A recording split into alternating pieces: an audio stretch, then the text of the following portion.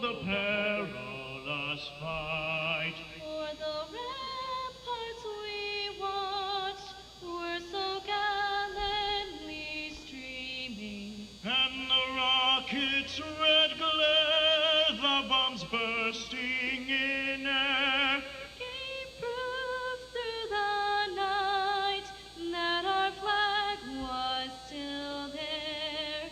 oh, say does that star-spangled banner yet wave o'er the land of the free and the hope of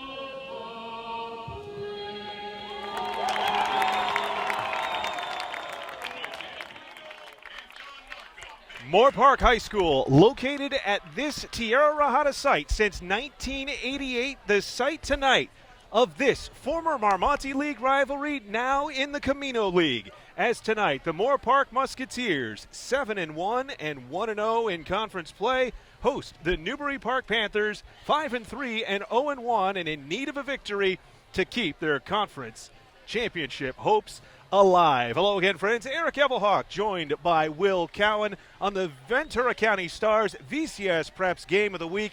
So happy to be with you in what is perhaps the most important game, at least this week, in the Camino League slate. Moorpark begins the game receiving the opening kick from senior kicker and one of four captains for Newbury Park, Dario Longhetto. Newbury Park having lost last week to Moorpark's fellow Camino League leader, Calabasas, by a 40-14 tally. Longhetto sends it into the end zone. Zane Pope watches it skitter out for the touchback. And the Musketeers, who are fresh off picking up a win last week over Thousand Oaks by a 42-14 margin at Thousand Oaks High School, will begin at their own 20-yard line. For those of you who did not join us on the VCS Preps Periscope pregame, critical players offensively out for both teams. Instead of senior quarterback Tiger Gonsolin, instead it's number 3 Jeremy Harris, normal starting middle linebacker for Moorpark, who gets the start for Coach Tim Linz's crew. Also, the Musketeers will be without their starting running back, Nikos Booth-Fortier, who is not suited up to dress after suffering a leg injury last week against the Lancers. And on the first play of the game, Newbury Park goes offside. It'll be very interesting tonight, Hawk, to see where Moorpark goes for offense. It's a grinded-out style, but a lot of substitution and backup players in the game, starting out with the swing pass to get a quick completion early. On 1st and 5, it's a struggle to get back to the line of scrimmage, and Christian Teixeira loses a yard, so it'll be 2nd down and 6. Good, easy first pass, though, for junior Jeremy Harris. Yep, got to get him confidence early. We'll see now, 2nd down, trying to get another chunk and try to stay ahead of the sticks if you're Moorpark and Tim Linz tonight, the fly sweep. 4-4 defense for Newbury. The run is to Zane Pope, the starting wide receiver and free safety. Really does it all for this Moorpark offense. He's bottled up behind the line for a loss of 2, and very quickly the Musketeers fall behind the sticks and now find themselves in a 3rd and long situation. It's a Newbury Park defense that has struggled at keeping teams out of the end zone this season.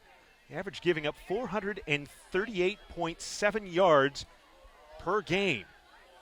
On 3rd down and long, the pass is complete on the out around the 35-yard line. Making the catch, Shane Yancey gets up to the 27-yard line, but it'll be 4th and 3 in a punting situation. Excellent execution from the Panther defense there, coming with a 6-man pressure blitz.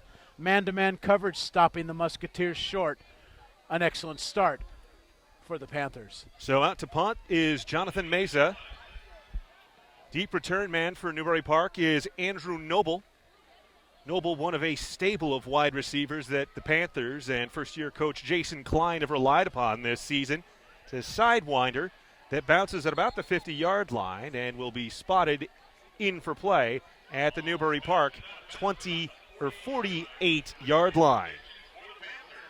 We'll see where the Panthers go now without rising.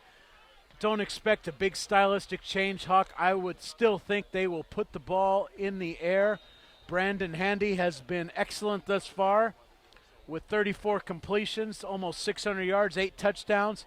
The 5 interceptions could be interesting, though. We'll see how this plays out. 3 of those came his debut against Valencia back in the 4th game of the season for Newbury Park.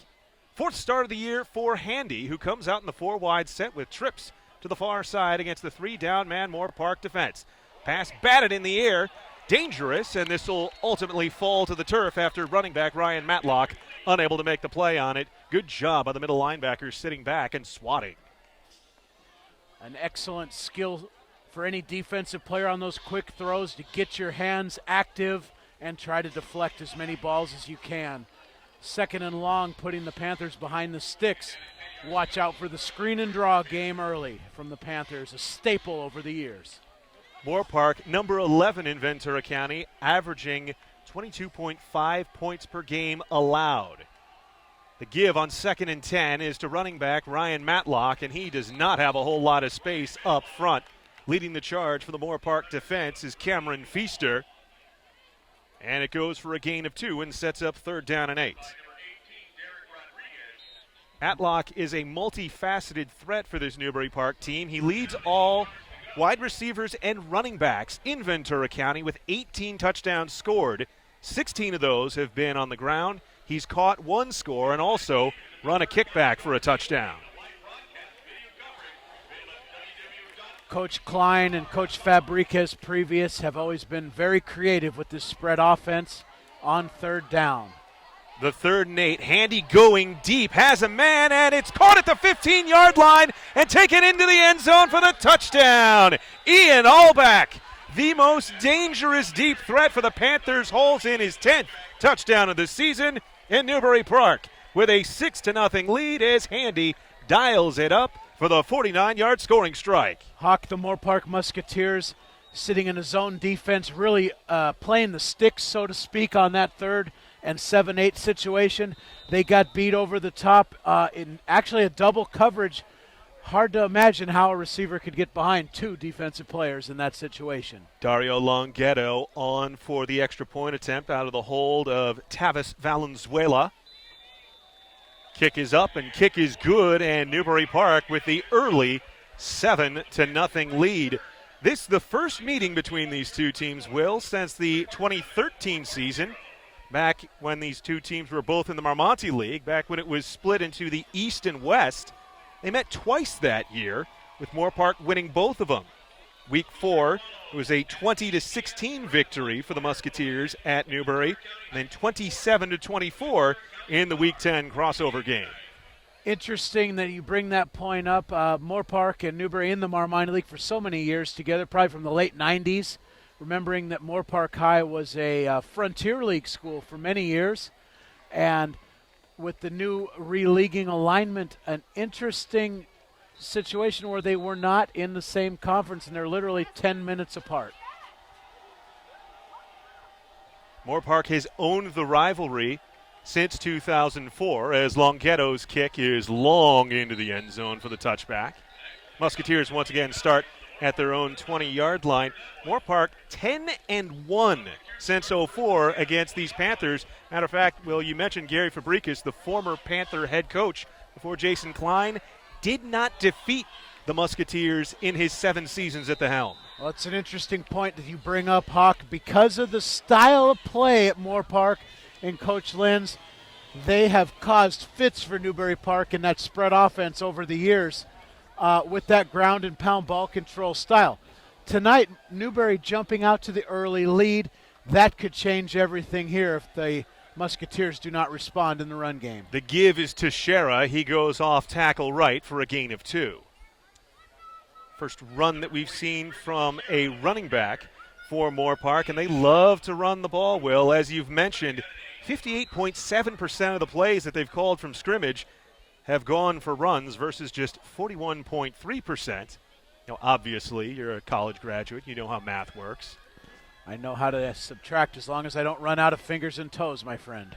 On 2nd and 8, the swing pass out to the near sideline is complete, and a nice move to pick up the first down by Bentley Hanshaw, and he's out of bounds just shy of the 35-yard line.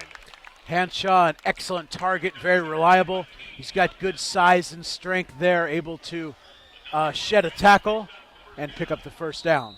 Great execution from the Musketeers. 13-yard completion moves the ball to the 35-yard line. First down of the game picked up by either side. Motion from the left side of the Newbury line, and the Panthers look like they've jumped offside for the second time in the ball game. Indeed, they have. Good point. That hard count, so effective, especially for a backup quarterback. Anytime you can set up a 1st and 5, get ahead of the sticks, that's a great job from Coach Linz and the staff, really developing that hard count tonight so far. It's worked twice, as you pointed out, my friend. Junior quarterback Jeremy Harris in the shotgun, motion across the formation from Pope. Fake the give for him. Teixeira took it instead on the slam up the middle. Maybe a yard there. It'll set up 2nd down and 4. Panthers staying in that 4-4 defense with the 8-man front, basically daring Moorpark to throw the ball to the outsides where there's a one-on-one matchup. Everything's going to be tough inside and over the middle. We'll see if they exploit that top of the screen where you can see the green grass. On 2nd and 4, looking left, Harris sees plenty of green and will take off and pick up the first down just shy of midfield. Yep, and to that point, Hawk, Harris able to get outside, and that is where the openings will be until that Panther defense spreads out into a more conventional 7-man front. First down at the Moorpark 49-yard line. Second drive of the game for the Musketeers. They went 3 and out on their first possession of the game after winning the coin toss. To pass, Harris rolls to his right, and he'll take off again. Takes on a linebacker, spins off the first, but 3 white shirts there to clean him up in the Newbury side of the field at the 44-yard line. Excellent footwork there, Hawk, moving the pocket, picking up yards. And again, as long as Moorpark can stay ahead of the sticks against this Panther defense, they should be in good shape. Nice drive they have going here.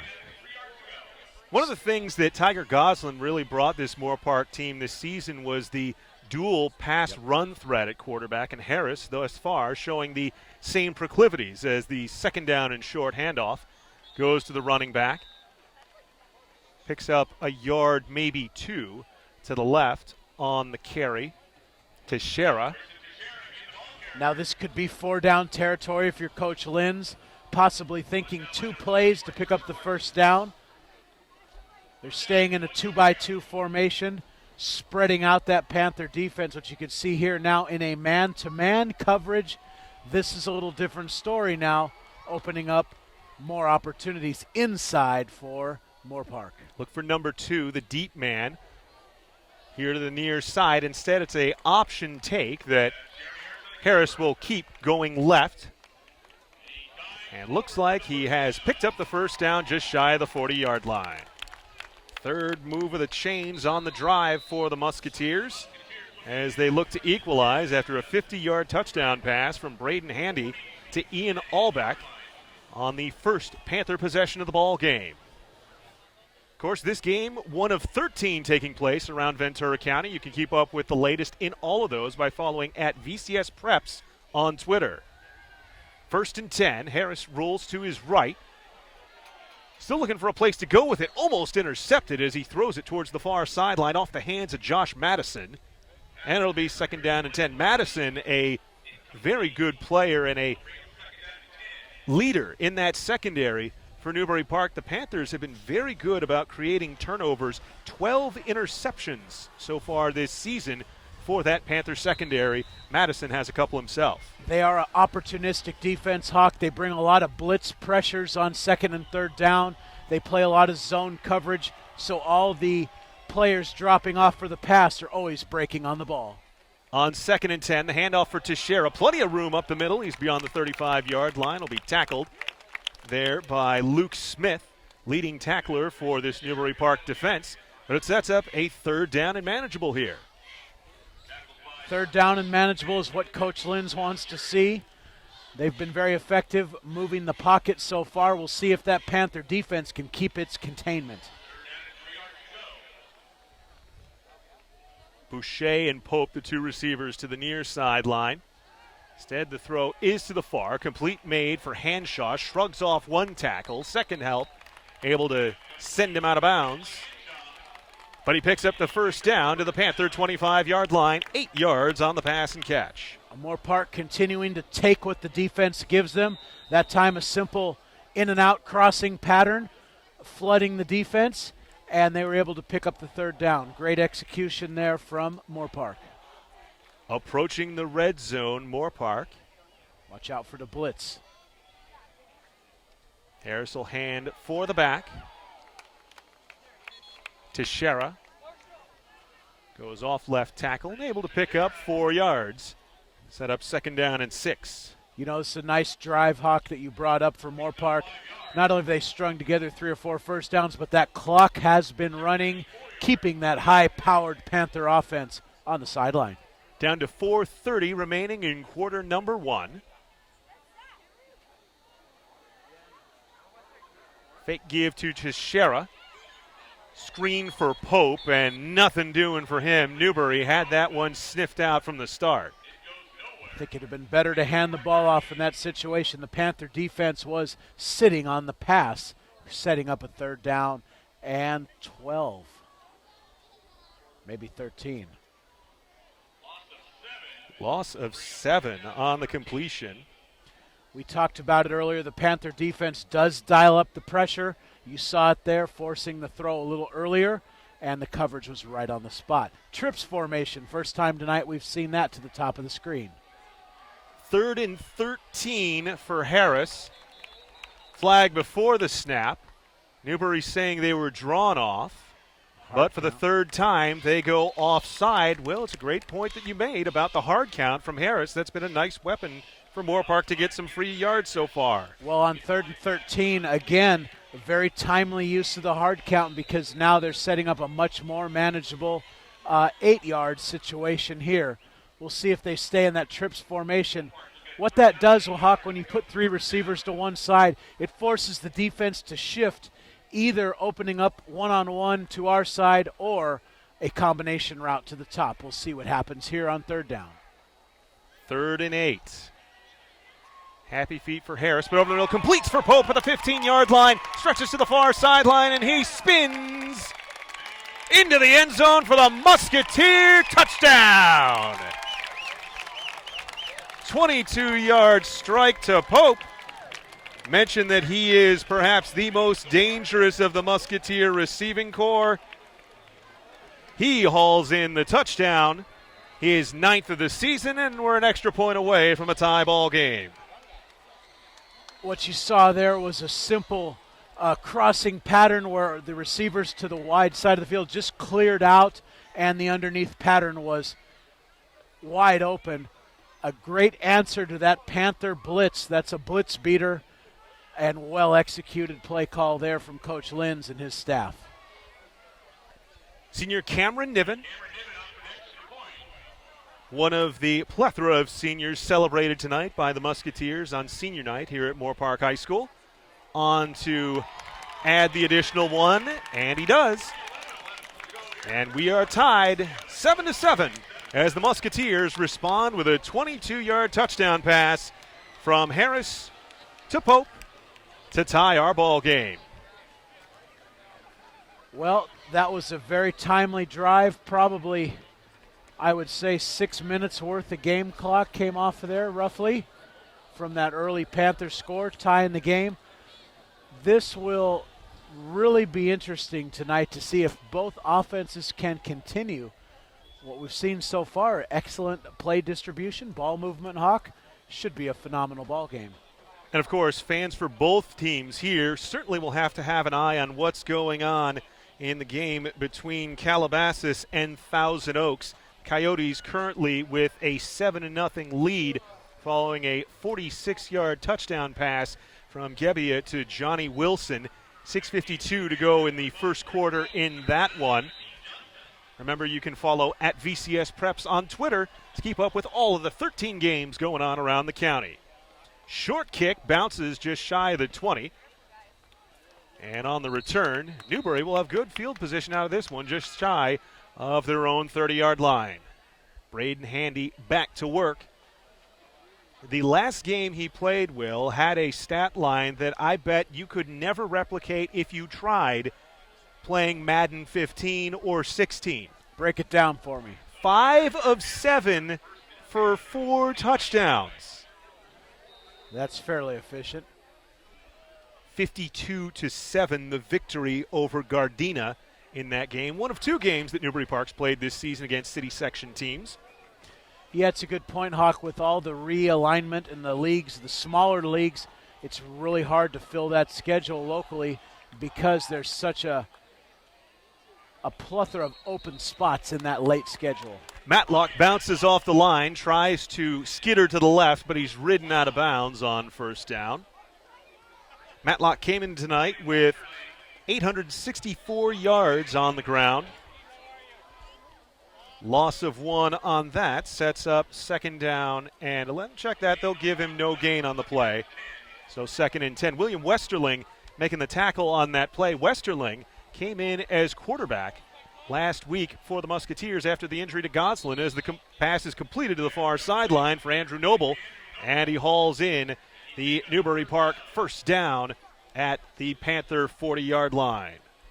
The defensive game plan for Moorpark much different than that of Newbury Park. Moorpark in a 3-man front, 5 defensive backs in the game at all times, a much more conservative approach to coverage, but been very effective over the years against the spread offense. You can see now the 5-man drop into coverage.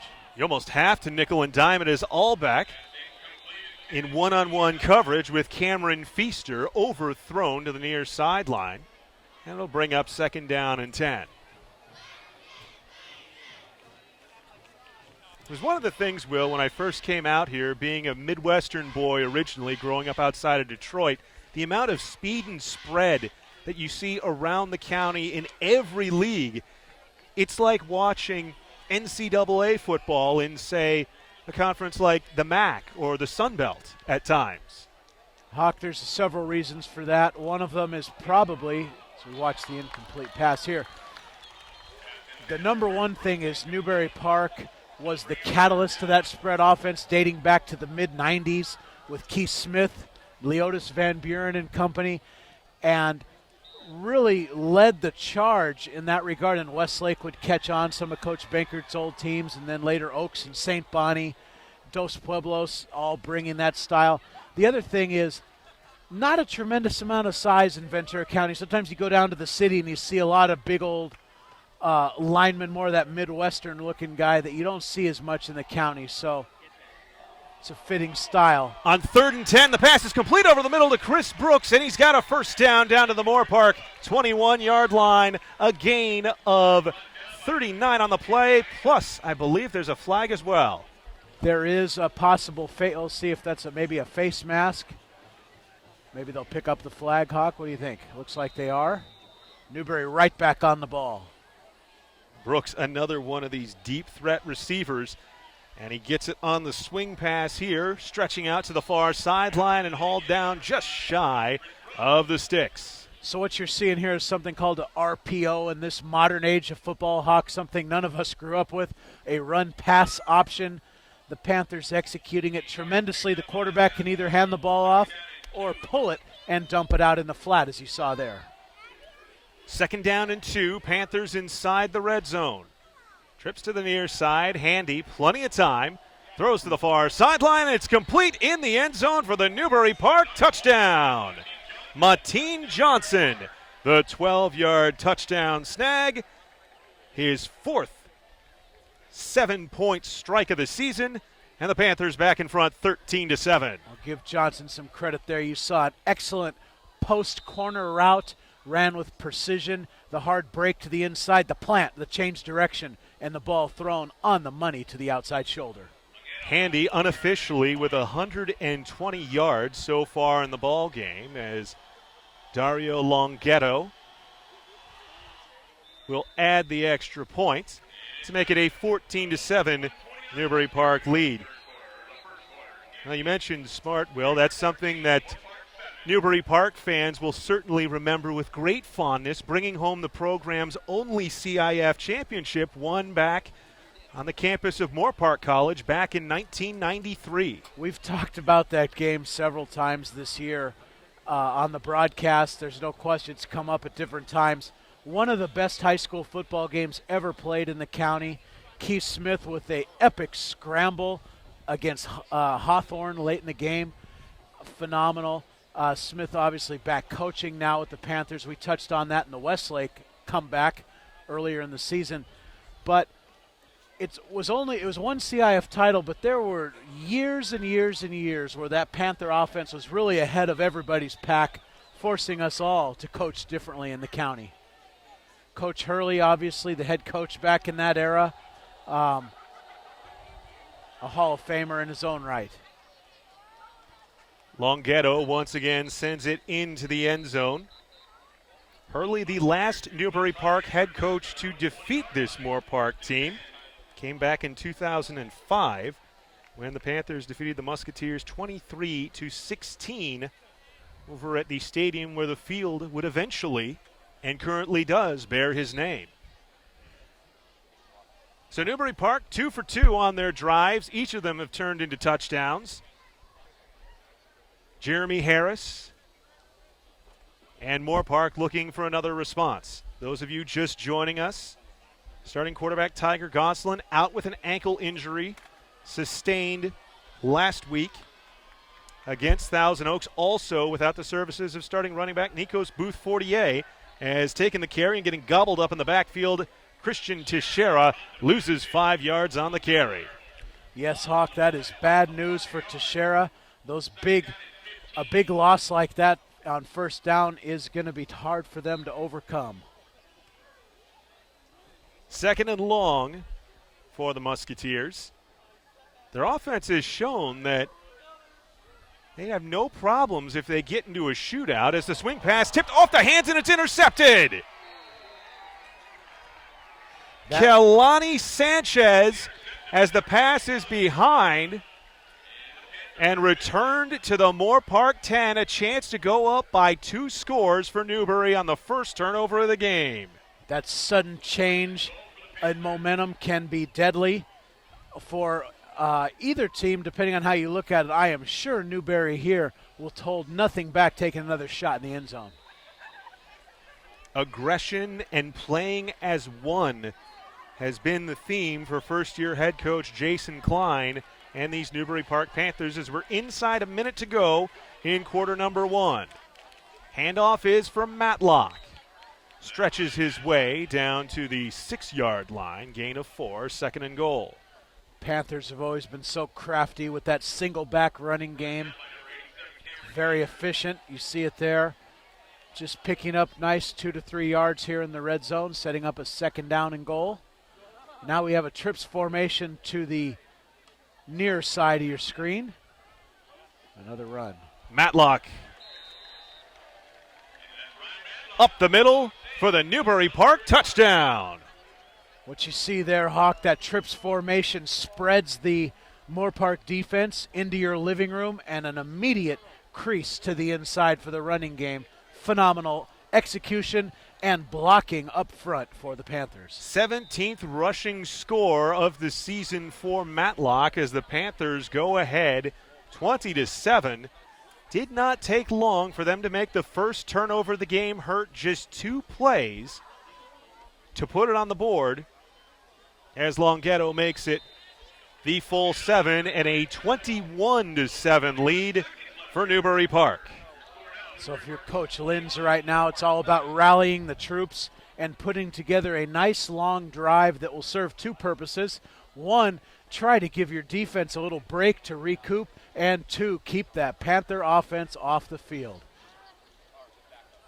Of course, when you talk about all of the coaches around the county, Lynn certainly amongst that. And when you consider some of the coaches that he has played and coached under, it's no surprise that he's been a success everywhere he's been, from back when he played at St. Paul High School in Santa Fe Springs under Marion Ansich, the, at the time, winningest coach in California high school football history. Of course, ultimately was displaced by Bob Ladisor of Concord de La Salle, but 360 wins for Ansich at St. Paul High School.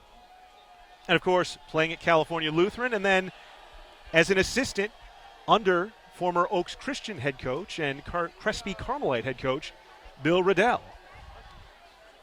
Longhetto sends it into the end zone for the touchback. Coach Lynn's a tremendous pedigree. He's been here for almost 20 years now at Moorpark, a mainstay in the community, a phenomenal teacher, and an even better person. And his Moorpark teams have personified that over the course of his term here at Moorpark High School. A stretch, Will, that I think you'd be loath to find almost anywhere else at a public school in this county. A stretch where 4 of 5 years his Musketeers made it to a CIF championship game.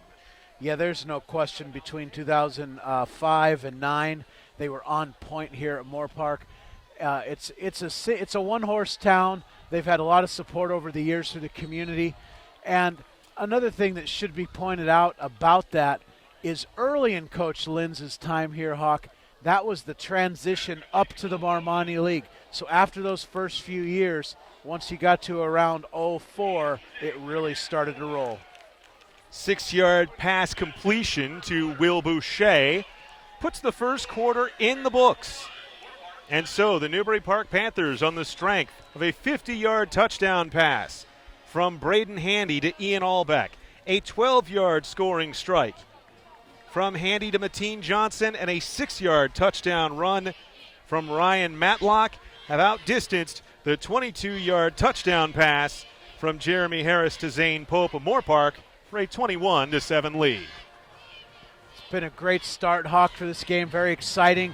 The Panther offense has really been in control most of the time, and it will be very interesting to see the Musketeers if they can pick up what's really a critical possession right now. You get to that point where you're down 2 scores, you got to keep it in that range moving toward halftime. You don't want to go down 3 scores to the Panthers. Quarter break gives us a quick opportunity to check out the scores around the county, courtesy of @VCS Preps on Twitter. End of the first quarter, Oaks Christian 14, St. Bonaventure 7. End of the first quarter, Wainimi leading Pacifica 7-3. That's a bit of a surprise. And end of the first, T.O. and Calabasas tied at 7, as on second down, the carry for Teixeira goes nowhere. It'll be third down, but third down and short. You know, a rough year this year, Hawk, for Thousand Oaks overall. However, Coach Lieben, one of, I believe, the second longest tenured coach right now in the county, they will come to play against Calabasas, and don't be surprised if that score stays close for quite a while. Third down and 3. Harris, swing pass, juggled, but the catch made, and spun forward for what should be a first down on the catch by Teixeira. Yeah, it's the second time tonight the Panthers have, at the last minute, shifted their coverage. It's a rolling zone concept, and both times Moorpark has caught them in that shift and hit a big pass on third down to the outside in almost the same area. Well, they end up being just shy, so second punt of the ball game coming here for Jonathan Mesa. Deep man Andrew Noble for Newbury Park waiting at his own 40-yard line. Pressure shown. Punt over the head, and no opportunity for Noble to make a play on this one, as it'll be downed at the Newbury Park 24-yard line by the gunner Malik Peterson. Fortunately for Noble, that ball took a horizontal bounce. Could have been a disaster for the Panthers had that ball rolled end over end toward the end zone. What's the call? Peter, get out of here? That would be the one. They even say that in Detroit, right? That's what I grew up hearing. There's a lot of punts in that neck of the world, especially if you're a Lions fan. Just had to bring that up. Have to. End of the first quarter, Oak Park leading Royal 14-0 in Canyon League action. As first and 10 from their own 24, the give is for Matlock, and Matlock stretches to the outside and is brought down from behind at the 45-yard line. 21 yards on the stretch run to the outside. The Panthers coming into their tackle running game. That time a zone play from Matlock, very well executed. The Panthers have really spread that Moorpark defense out. If I'm the Musketeers, even with those 5 defensive backs, I've got to find a way to bring the pressure, and here it comes now with the blitz. Matlock again will bounce to his right. Brought down from behind in plus territory. Good for a gain of 6 on first down. Moorpark having a tremendous challenge right now defending that run game. In the 3-man front, it's tightening up a little now, but still. Blitz coming on Handy. He tosses to his right from Matlock. Matlock bursts through the first level and picks up the first down out of bounds at or inside the Moorpark 40-yard line. You know, for Matlock, his ability to make one hard cut and get vertically knifing up the field has been impressive thus far, my friend. 49 yards unofficially for him on the ball game on 7 carries, including a score. Puts him over 900 yards on the season, on track for 1,000. Handy going deep and overthrows Mateen Johnson in double coverage. Good job with safety help coming over the top. Yeah, it'll take Handy some time there. It's really just an experience issue. He threw that ball into double coverage. It might have been better to try to dump that ball off to our side. But that's just reps and experience, and that's something that the coaching staff at Newbury Park will be able to work with a penalty here. Defensive holding against Moorpark moves the ball inside the 30-yard line to the Musketeer 29. And so it's the first penalty of the ball game against Moorpark. See that trips formation to our side. Watch out for that crease over the left side of the offensive line. Panthers ever closer as the give is to the back. Matlock once again. Check that. That's the power back, Josh Madison, getting his first carry of the ball game. Madison that time running into a 5-man blitz for Moorpark. Very well executed on their part, creating a 2nd down and 8 situation. Madison and Matlock are a real funny duo in the backfield. Speaking with them after covering Newbury Park game earlier this season, as the pass to the outside is complete but nowhere to go. We'll set up 3rd down and long after the catch by Brooks. Mateen Johnson was trying to make that block on the outside for Brooks. Just his player was able to slide off and make that play. Madison and Matlock, you know, they both embrace, but at the same time sort of laugh at the thunder and lightning comparison between the two, because Matlock, for all his speed and escapability, has no problems taking people on. Is Handy on 3rd and long, under fire, pocket collapsing, throw over the middle. What a catch made by Ian Allbeck for his 2nd touchdown of the game. What a phenomenal throw and catch there. And what that shows me from Newbury Park is, even with the young quarterback Handy, he put that ball hawk in the only place he could to where his man would have the opportunity to make the catch with no threat of the defensive back making the play from the safety position. Well, as I was blabbering about the running backs and how Madison has the speed, you see the speed of Allbeck running up the middle one-on-one and able to make a tremendous catch, picking it off the top shelf and falling into the end zone for the 6, make it 7 on Longhetto's extra points. And Newbury Park, Will Cowan, perhaps a somewhat surprising 28-7 lead in the early goings here. Well, the few things we've seen thus far, the number of weapons in this Panther offense is tremendous. And the second thing is Handy's ability to step in for Rising and not miss a beat. That is a credit to the Panthers coaching staff, and also likely to Rising for probably mentoring this young man in this process. Handy has said that The wide receivers have made it so easy for him coming up. Remember, he started the season at the junior varsity level, but he mentioned specifically the support that he gets from his offensive line and just having so many skilled players that he can throw to on the edges. We've seen Allbeck twice, Brooks, Johnson, Noble. It's pick your poison, or really pick your pleasure if you're Braden Handy. That offensive line has been tremendous. They have been for many years here at Newbury, protecting their quarterbacks. Line driver by Longhetto into the end zone for the touchback. Both kickers have put on a show tonight, by the way, in the touchback department. We've already seen 4 of them so far. And it has to be a great weapon, particularly at the high school level, Will, when you've got a kicker that consistently can force the opposition to start and have to drive 80 yards if they want to put 6 on the scoreboard. Especially with that 20-yard, the touchback in high school still at the 20, the dead ball in the end zone.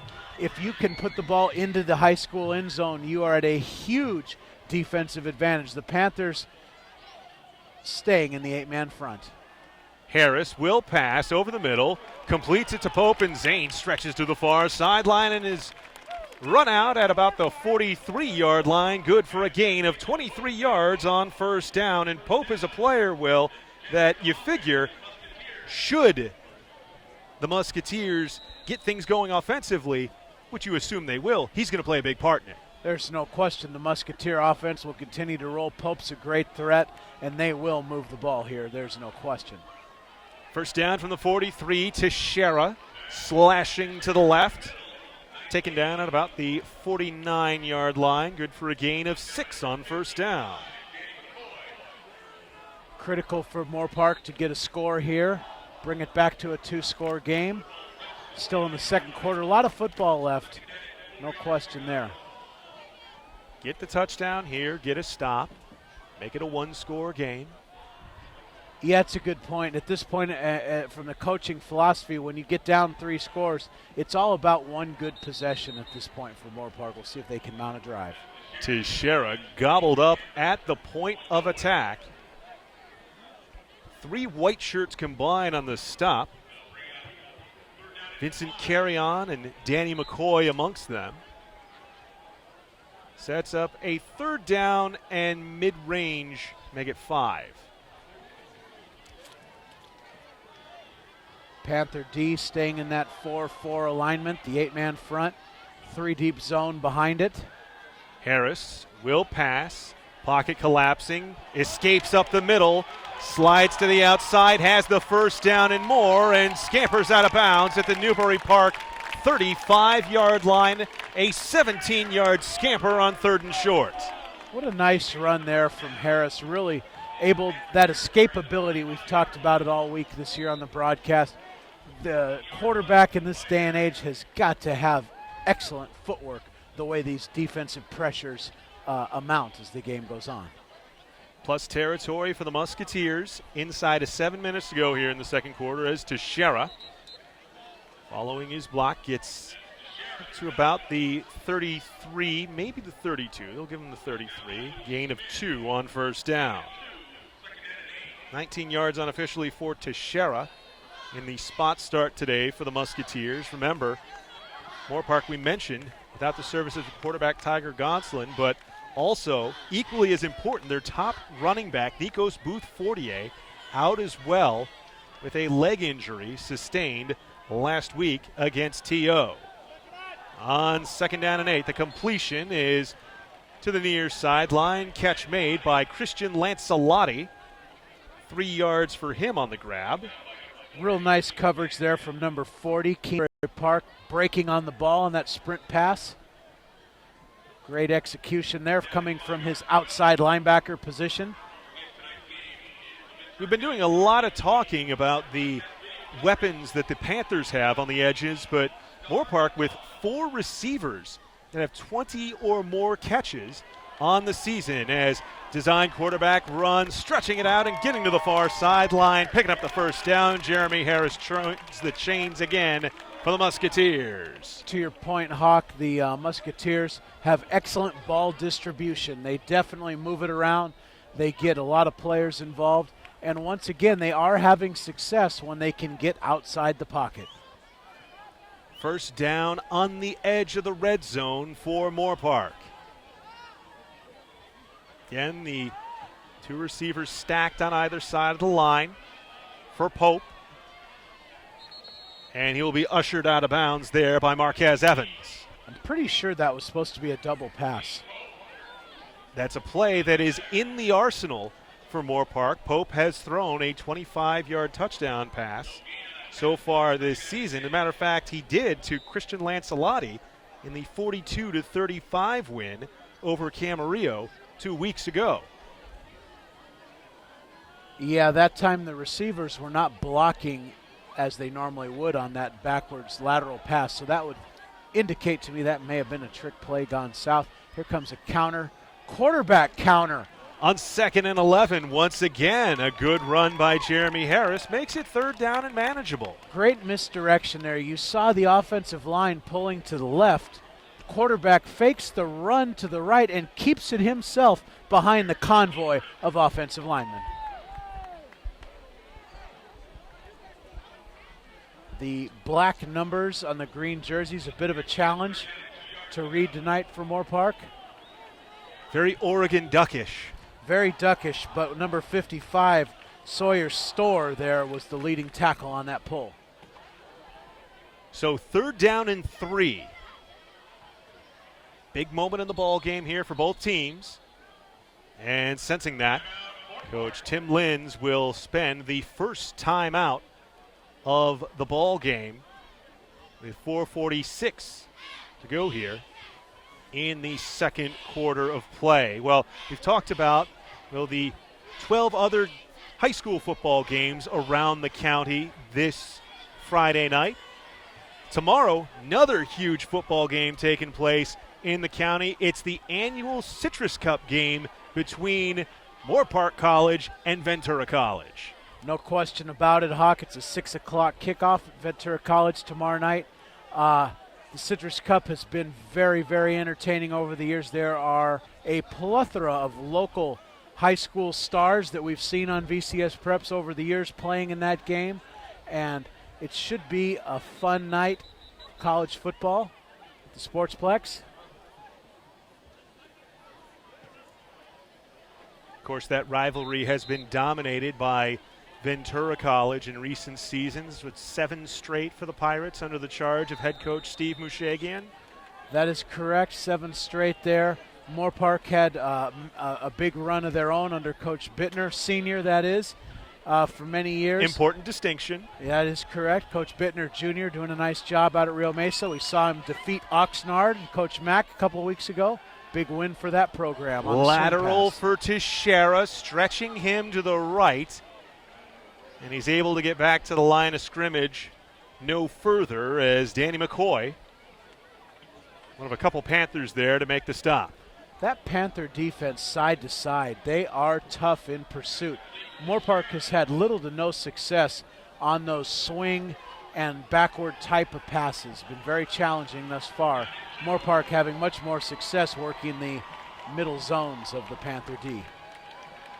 4th down, 2 to go. The Musketeers go for it. Harris's pass is overshot for Christian Lancelotti, and it's a turnover on downs. Panthers coming with a 7-man pressure, the all-out blitz, 0 coverage. The objective there, you're just trying to make the quarterback throw the ball a hair sooner than his normal timing, and it paid off there because the ball was thrown early before the receiver had his head ready to come around. Having mentioned growing up in Michigan, it reminds me very much of how Michigan State worked under defensive coordinator Pat Narduzzi, maybe not necessarily having the greatest of skill players on the edges, but by dialing up pressure, able to ride that all the way to a NCAA championship playoff berth last season as Newbury Park, Ryan Matlock getting the carry on the first play of the drive here, dances to the middle for a gain of about 4 yards. You bring up a good point, Hawk. Sometimes when you're a little bit outmatched in terms of size and speed on the edges, those pressure blitzes do wonders to just disrupt the timing and precision of the spread offensive style that is so prevalent in today's game. Particularly if you have speed, too. 2nd down and 6, Handy with time, looking deep again for Allback, but instead it comes up short, but the catch made anyway. And it's Andrew Noble picking up the first down on the Musketeer side of the 50-yard line. I'm not convinced that Noble was even supposed to be anywhere near that ball in the pattern. I think the ball was thrown short, and Noble did a really nice job of continuing to work his feet to the ball in that case. At that case, it just becomes a up-for-grabs toss that the wide receiver does a tremendous job of adjusting to and picking up the Panther first down. Handy under fire. Down he goes as the Musketeers bring pressure and bringing him down in the backfield. Blake Mangola. All 6 of the Musketeer front members, the D-line and linebackers, coming on a overload blitz that time, causing some problems in the slide protection from the Panthers on the offensive line. That's another experience play that Handy probably needs to learn to make a quick, hot throw in that situation. 2nd and 15. Sets up the screen for Matlock. He has nowhere to go as he's eaten up by Derek Rodriguez. Panther D definitely sniffing out the screen pass on that play. Great pursuit. Rodriguez right on the play from his outside backer position.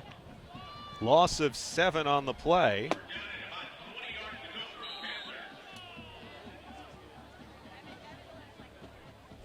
Third down and a heck of a long way to go. First catch of the game for Matlock. On 3rd and 20, Handy fires, makes the completion to Brooks at the initial line of scrimmage. He'll be bottled up there. And so 4th down forthcoming. That is significant, though, Hawk. That big gain there puts the ball over midfield. And it looks like the Panthers have the punt team now running out late. But at least now you flip the field position on that gain. And if you're the Panther punt team here, you're looking to pin the Panthers inside the 20-yard line. Tavis Valenzuela, the punter for Newbury Park, plays defensive back as well as wide receiver for them.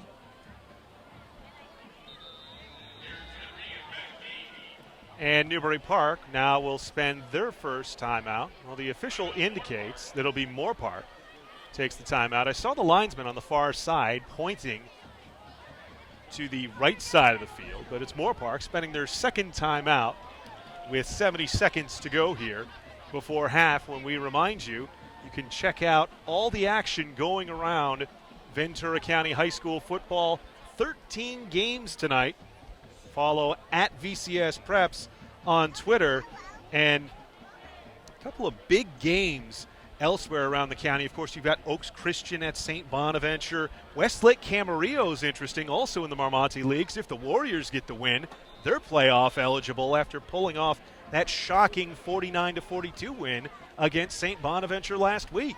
Coach Henney and his staff have done, with a very young team, an excellent job. Huck, I know St. Bonaventure the favorite in that game with some talent. There is, to me, no upset when Westlake and St. Bonnie get together. Nothing would surprise me, as I said last week, in that matchup. I say upset only by looking at the season That's records. Right. No question. As Valenzuela gets the punt away, this is a nice one that bounces to the near sideline and will roll dead inside the 20-yard line. So field position, field position, field position continues to be the story here, as Moorpark has had to start either at their own 20 or inside it on essentially every drive thus far in the ball game. Yeah, Hawk, that field position, flipping the field, so important. As we alluded to, that third and long catch really did make the difference. Another score of interest. We saw team looking to get back into playoff positioning.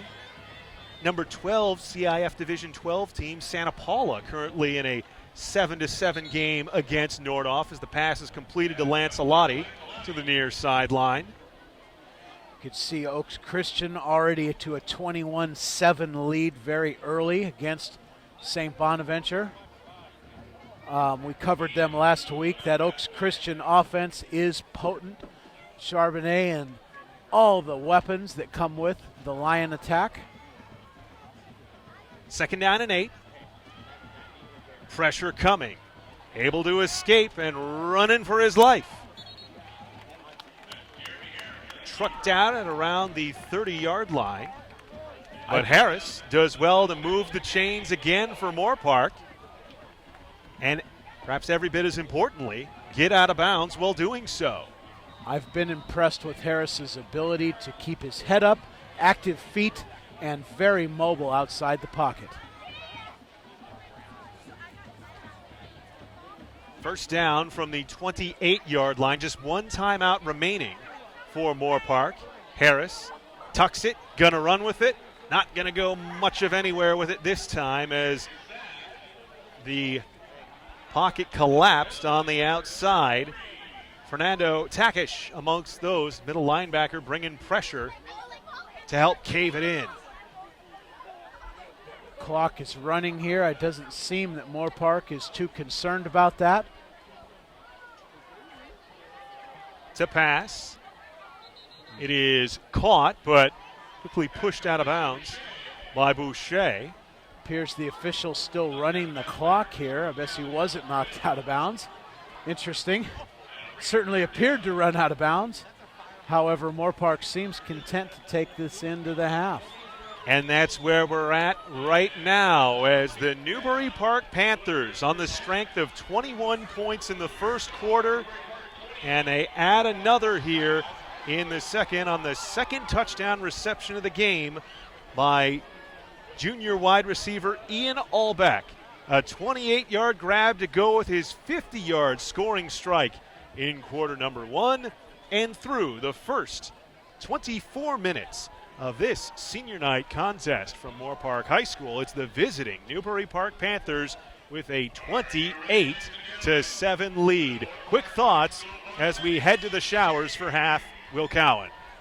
Well, first thing that jumps out to me is the leadership ability from Braden Handy for Newbury Park. His ability to lead this team and step in on a moment's notice for the injured rising is my thought. To be a leader as a sophomore, it's amazing, and amazing have been the numbers put up by Newbury Park offensively this season. A matchup between two top 5 offenses in the county, currently tipped in the favor of the number 3 offense in Newbury Park at the break. 28-7. The Panthers looking for their first victory against Moorpark since 2005.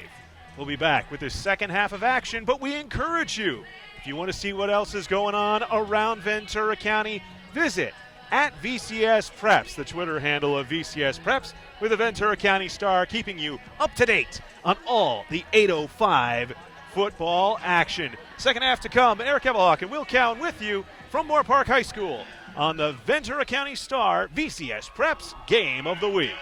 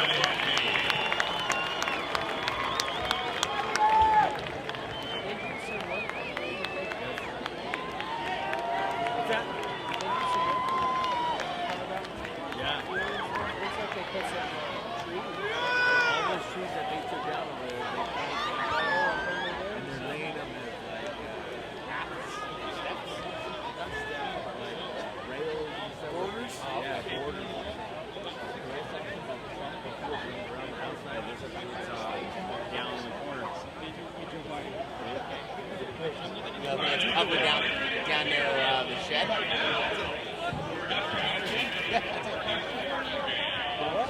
That thing's down near the mower shed. The big gate. The first time we saw it, he goes, "Hey, get that sock. Go down there and look and see what that is, Herb." I'm like, I pull it up and I'm like, I'm not sure what it is, but it's like painted brown foam.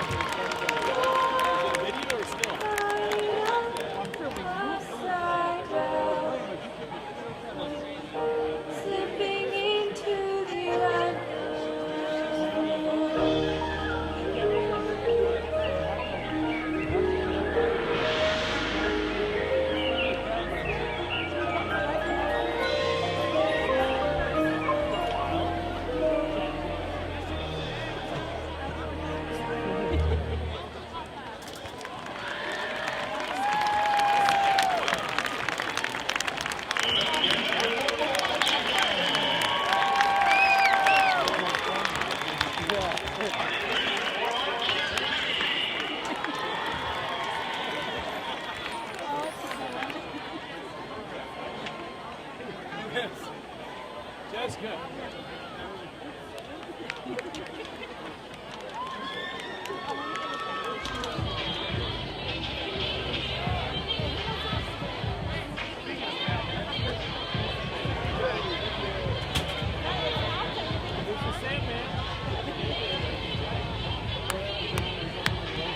It's on the BC Star. The BC Star game of the week. Not much different.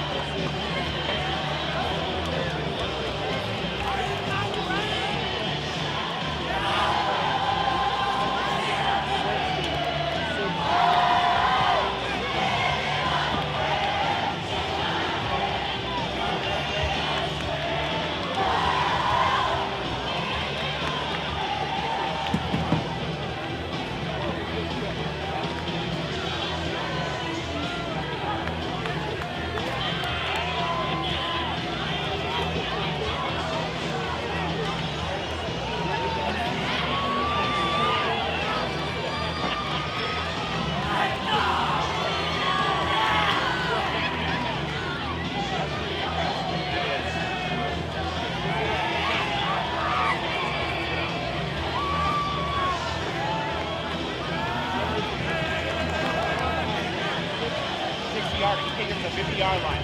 Oh, the 60-yarder you get. With no teeth.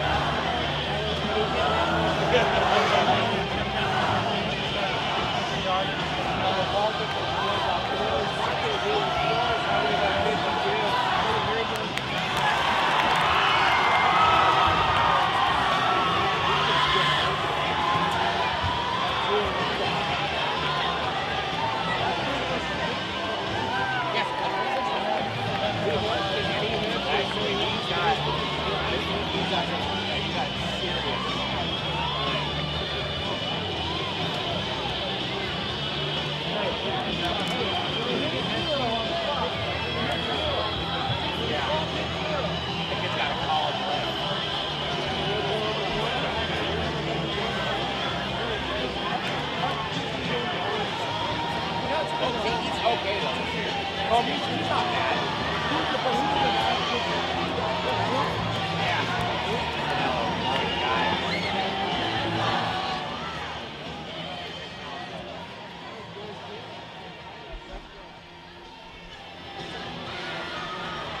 For the visiting Newbury Park Panthers, it is 24 minutes from something they have not accomplished since 2005. For the Moorpark Musketeers, it's 24 minutes to try and instill and build upon a streak that is stretched the last 6 times that these teams have met. Eric Evelhawk and Will Cowan with you on the VCS Preps Game of the Week, second half.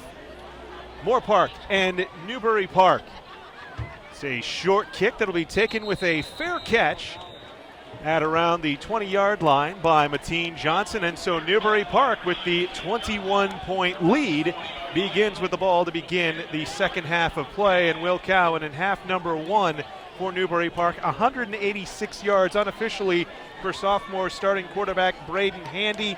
3 touchdown passes, 2 to Ian Allback, 1 to Mateen Johnson. Thus far, he has outdueled Moorpark starting quarterback Jeremy Harris, each of them replacing the regular starters for their respective sides. Absolutely, the Panthers have been on point thus far, starting off with a toss sweep to the short side. And Ryan Matlock able to pick up 2 yards before being shuffled out of bounds. He picked up 53 yards unofficially in the first half of play. Did so on 8 carries. Also had a rushing touchdown, I should say, added to his season total. 17 touchdowns now for him on the run. On 2nd and 8, Handy throws the ball away. Boy, he saw the blitzing pressure coming from the right side of the line, and there's some of that experienced throw that you were talking about, Will, wanting to see from Handy as he continues to evolve at this varsity level as a sophomore. Yep, there's no question his development, it's coming along a good way. 3rd down and long. Newbury Park was forced to punt just once in that first half of play. It was on their final possession of the opening half. Handy throws over the middle, incomplete in front of his intended target, Chris Brooks. And so a 3 and out to begin the second half of play for Moorpark, exactly what Coach Linz and crew talked about during the break. Absolutely, Hawk. If you're Coach Linz, you've got to be happy with the 3 and out. Their defensive pressure has forced the Panthers, Handy in particular, to throw the ball a hair early on a couple occasions thus far. Valenzuela set to punt. Return man for Moorpark stands at his 45. Punt to the near sideline gets a couple of benefiting Panther rolls as it stays away from Christian Teixeira. And so Moorpark looks like they'll be starting around their own 35-yard line. Couple scores of interest that you may have seen by following at VCS Preps on Twitter. At the half, Oaks Christian 28-7 over St. Bonaventure, that game being played at Ventura College. Calabasas all over Thousand Oaks 34-7. That with 1:44 to go before the second quarter. Agora looking to become playoff eligible in the Canyon League, a 21-0 lead over Simi Valley. Santa Barbara at the half leading Buena, looking to lock up a playoff berth out of the Channel League. And Pacifica looking to set itself up to win the Pacific View League for the first time in program history, a 17-7 lead over Wainimi at the half as the pass incomplete, looking for Lancelotti. Pope was in the area too, but a great job by Harris just dancing in the backfield to give himself the opportunity to try and huck that ball downfield. Harris's escapability tonight, Hawk, has been tremendous. The ball was arguably catchable in that situation. Panthers staying in that four-man front, the four defensive line look, but now playing with the two deep zone. Whistle, and we've got a stoppage in play, and Moorpark forced to expend their first timeout of the second half of play. So you talk about that defensive front, Will, that Newbury Park has been consistently getting pressure with. Alex Urias, Vincent Carrion, Trevor Martins. They've just made life difficult for Harris all evening long thus far, and I think their pressure and the set that they've thrown forcing that timeout very early here in half number 2. Yeah, and they're changing it up here, Eric, only playing with a seven-man front now with a 4 defensive back. You see the 2 high safeties near midfield. So a little bit different look here from Newbury to try to probably anticipate more passes with Moorpark down 3 scores. The handoff is to running back Teixeira. Christian Teixeira, not much space to go, running to the right. Able to pick up 3 yards. Teixeira, 19 yards on 10 carries unofficially in the first half. Got a chess match right now with Coach Linz. Seeing that the Panther D was playing the pass, he opts to stay with the run. But now with 3rd and long, you're going to have to put this ball in the air. The Panthers showing blitz, they bail. 3rd down and 7. New quarterback in for Moorpark now as Jeremy Harris has given way for William Westerling, who completes his first pass attempt over the middle to Boucher to the 46-yard line, and it picks up the Moorpark first down. Good news there for the Musketeers. This drive is continuing to move in a positive direction for the green. Panthers back to the 8-man front right away. Westerling, a junior as well for Moorpark, hands off to Teixeira, who runs to his left, taken down near midfield. 4 yards on the run, sets up 2nd down and 6 to go. Westerling, as we mentioned, came in as the replacement last week against Thousand Oaks. His only pass was a 58-yard touchdown bomb. Musketeer fans perhaps looking for more of that from him with their team trailing by 21, showing some nice sideline stretching ability there as he's shouldered out by Tavis Valenzuela. Keeps and does not lose any yardage on the play. Panther defense has been very tough up the middle. You can see the Musketeers again moving the pocket. We'll see now with the long 3rd down if they can get the ball outside the hash marks into that open space with 2-by-2 formation. Pope and Boucher up high. Hanshaw in the slot to the near side of the field. Pass is to Hanshaw. Catch made at the 40-yard line. Takes 2 white shirts to try and send him down. Finally, Mateen Johnson able to do so. But the Musketeers pick up the first down in plus territory on Hanshaw. 3rd grab of the game. Hanshaw's been an excellent target, a leader for many years here at Moorpark. He had a phenomenal game last year on this field when we covered the Musketeers, and he is a very, very sound receiver running his patterns. Tight end came into tonight with 360 yards receiving and 6 scores. Handoff, a little bit of miscommunication between Westerling and Teixeira, and there to gobble it up in the backfield is Carry On. Set up second down and long on the loss of 1 on the run.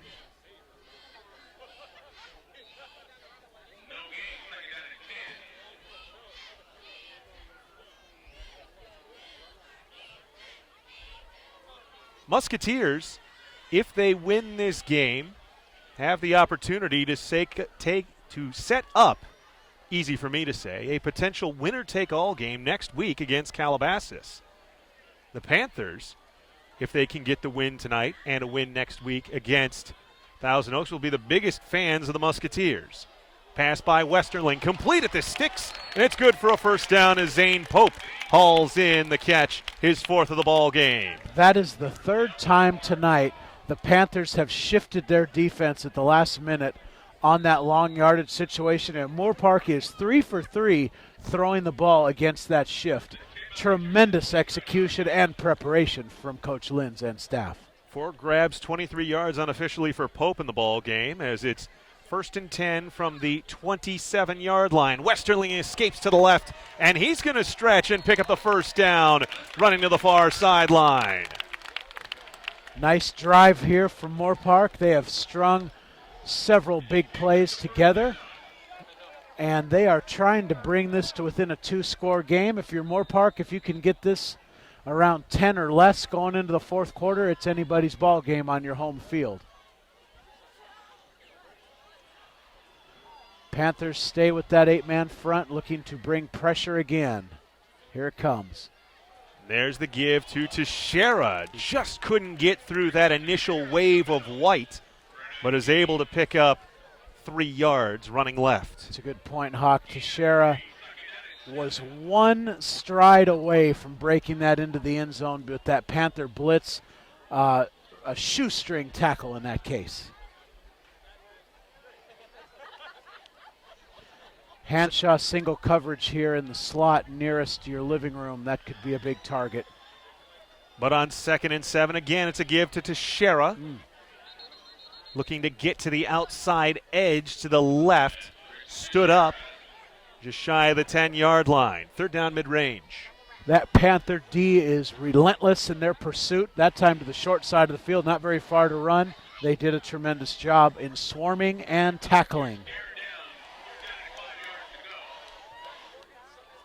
So 3rd down and 5 for Moorpark. Looking to put the first points of the second half on the board. Another blitz coming from Newbury Park. 6-man pressure. Westerling, a lot of time, lofts the pass to the near corner. Pope makes the catch, but is unable to drag the back foot.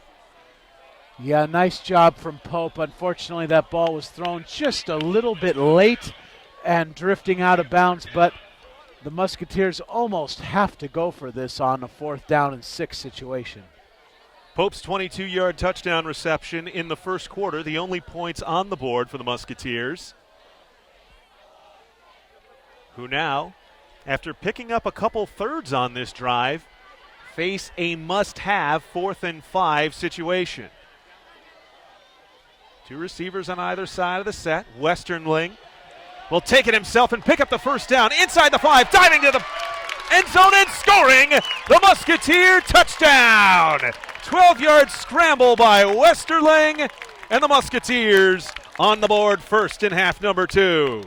You have to be impressed with Westerling's ability to navigate that pocket and just put his head down and will his way in for the score, cutting it to a 2-score game. Will his way in. I see what you did there. Absolutely. A little play on words, Hawk. Niven. Interesting. That's like a powdery smell that's coming through the air here. Student section. Little Johnson & Johnson. Here at Moorpark High School.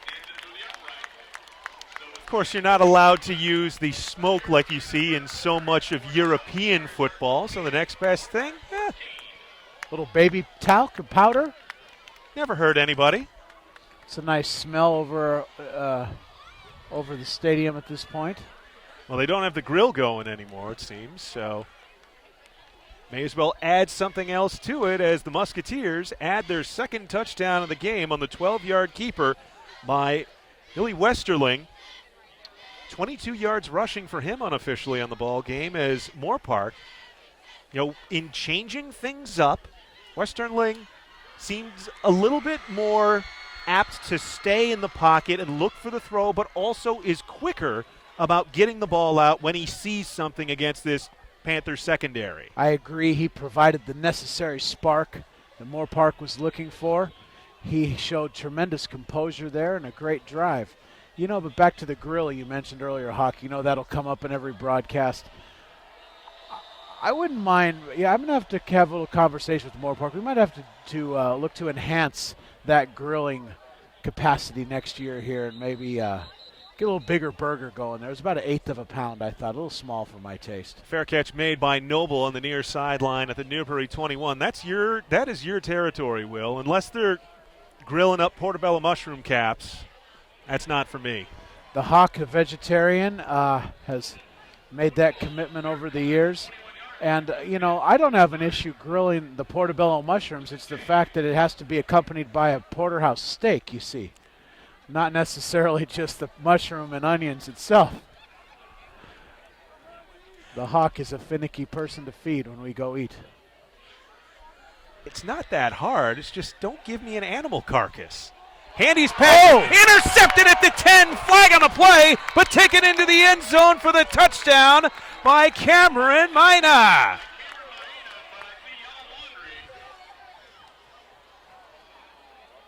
Flag is a personal foul, roughing the passer against Moorpark that will wipe away not only the turnover, but the touchdown as well. Wow. Interesting there when that occurred. There was a bang-bang play, and the hit definitely occurred before the interception occurred. I actually agree with that ruling, although it's very rare. Typically that play comes after as a dead ball situation. Could be a situation where it was how the quarterback, Braden Handy, was hit that the official made the judgment that it was a roughing the passer. Of course, it's of utmost importance at every level to protect the quarterback, and especially with these young student athletes, as Matlock carries to the left and picks up 3 yards, just shy of the 40-yard line. Player safety is always a priority in this day and age. Panthers back on the move. 2nd down and 7. Mark that down, though. A potential pick 6 for Cameron Maina, taken away by a personal foul penalty. Just the second flag thrown against the Musketeers in the game as Matlock gets a couple yards, but is introduced to the green turf of home by Derek Rodriguez. Moorpark staying in that 5 defensive back alignment. They are very active with their blitzes and rolling the secondary into different coverages. We'll see what they do here. Handy rolling to his right, under fire, throws it up, throws it away. And so, despite the personal foul giving a fresh set of downs to the Panthers, it looks like the Musketeers are going to come up with their second stop of the second half in as many possessions. The Musketeers have tightened their coverage. They have shown a more of what we call a 4 across coverage, where they are matching up with the receivers and really making those windows harder to throw in. Probably going to try to force Newbury to beat them in a one-on-one situation with a short ball as opposed to over the top. Valenzuela out for the 3rd time tonight. Moorpark has not had an opportunity to return either of his 2 punts. He's been very well about angling them away from the returner, as he does again here. Gets a great bounce inside the 20, inside the 15, and touched dead around the 13-yard line. The kicking game continues to be a boon for the Panthers. We talked about it in the pregame Periscope, that end-over-end angled kick, Hawk. So what Newbury does, they line up with a trips formation to punt, and they kick the ball to the wide side of the field. Interesting that Moorpark has yet to put either a second returner back there or move their return man closer to that wide side of the field. Taking a quick look around the county, 13 games going on, including this one. At VCS Preps on Twitter, how you can keep up with all of them. Calabasas 47-7 against Thousand Oaks. Okay, I was wrong. I give credit on that. I was a little off on that prediction. As Westerling under fire, able to escape, but not at the end. Running for his life, couldn't find anybody. That's a coverage stoppage for no gain. Panther defense needing a stop here. Newbury fortunate that the roughing the passer penalty nullified the interception, or this could have been a very, very close change of events. Panthers looking to blitz again with this pressure package, another 7-man blitz against the run. On 2nd and 10, nice run by Teixeira following his blockers. Able to set up a first down for the Musketeers, just shy of the 25. 12 yards on the run. And we talk about a potential championship clash next week. Calabasas looks like they're well on the way to entering that game against Moorpark 2-0. Another team looking to go to 2-0. How about the Fillmore Flashes? A 28-0 lead against Malibu tonight. Flashes with a win. Guarantee themselves playoff eligibility as it's thrown up and intercepted. Westerling throws into double coverage, and Josh Madison, the free safety back, playing safety as the saying goes, and comes up with the interception. Tough there, a tough break there for Moorpark. Westerling threw that ball late into double coverage. That's just something that will take him time as he begins more comfortable, that depth perception. You don't realize the breaking ability of those deep safeties. Speaking of playoff eligibility, Westlake can gain it. They finish off the 19-0 lead they held in the third quarter against Camarillo currently. Newbury Park needs the win here so they can try and lock something up. Guaranteed as the give is to Matlock, and Matlock springs free down the far sideline. Will be brought down by the heel inside the 25-yard line. Matlock has that breakaway speed. We've talked about it tonight. He has the ability to make a cut and knife vertically up the field. Hard to catch. 25 yards on the run for Matlock. Approaching 100 yards yet again. 1st and 10 from the 23. Handy. Play fake. Fumbles the football. And Moorpark has come up with it. Well, he didn't get the interception, but Cameron Maina there to pick up the loose ball after the fumble forced thanks to the blitz. And the Musketeers come up with their first turnover of the game defensively. Back in business in Hawk like we talked about. 3 minutes and 44 seconds left in the third quarter. Moorpark can really make this an interesting ball game if they can keep that run game going and the precision passing. Newbury Park right away into a pressed man-to-man coverage here, really, really trying to take away any short throws. And Jeremy Harris back at quarterback for Moorpark. It's got to be offsides. It's a quick snap. No flag, nothing. That's a strange. Well, I said that it was Harris who was at quarterback, but Westerling is out there as well. So Moorpark really mixing things up here with Westerling under center and having Harris in the backfield. Interesting here. Miscommunication though on first down. They'll have to clean that up. 2nd down and long. The give is for Harris. And he crashes through the left side of the line for a first down for the Musketeers into plus territory at the 48. This makes sense, Hawk. Harris, a very good runner, especially through first contact. Moorpark short running backs as it is. This makes for a very interesting adjustment from Coach Lenz, but also the run-pass option that could come with this. Nikos Booth-Fortier, remember, unable to suit up due to a leg injury sustained last week. Harris will carry again, stretching to the near sideline, following his blocks and picking his way to the 35-yard line before being brought down from behind by Madison. The only thing I would say to be as a caution to Harris, he must protect the football as he is running near that relentless Panther defense.